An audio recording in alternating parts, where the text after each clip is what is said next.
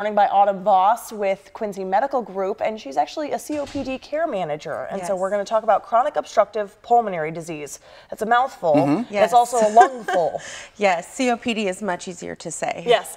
Yes. So what is this disease? So COPD is a permanent obstruction disease within the lungs. So you can't get the air in and you can't necessarily get it out either. So you really have a hard time breathing. So it's that chronic obstructive disease.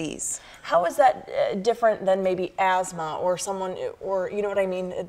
I guess maybe even asthma is chronic too, though. Yes. So asthma in itself is different. The exacerbations or the times that they come up and they have a flare-up of asthma is a little bit different from the COPD.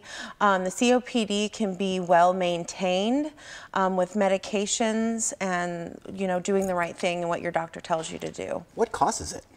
There are several causes. So it could be from smoking, being around secondhand smoke, dust fumes, air pollution, depending on where you live. And there's also that genetic factor. Also, really? Yes.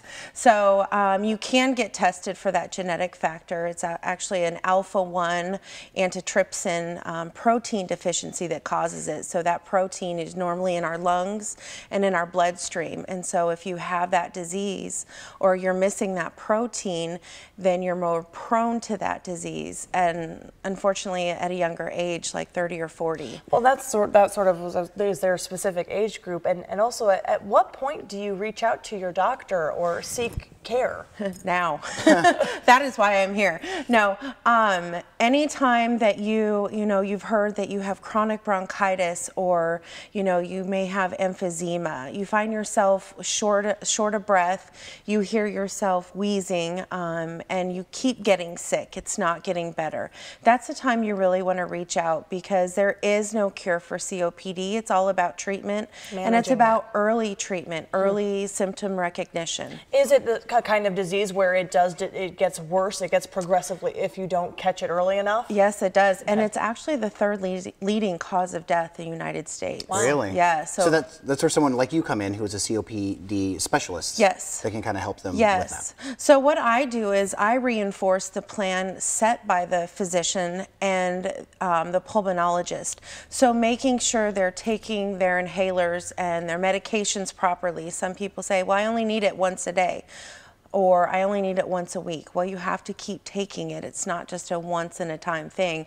It builds on itself, the medication does. So are they doing that? Are there lifestyle changes? Have they stopped smoking? Do they need help? So it's about resources. Plus there's a support group here in town. So I really like to encourage them to come to that. And I'm there, and we have different speakers every month just to really help them to learn to live with a disease. Sure. And a lot of resources available through Quincy Medical Group. Yes. Autumn, thanks so much for coming in and spreading the awareness. This is COPD Awareness Month. Yes, so it is. That's one reason you're here. This interview was also sponsored by Quincy Medical Group.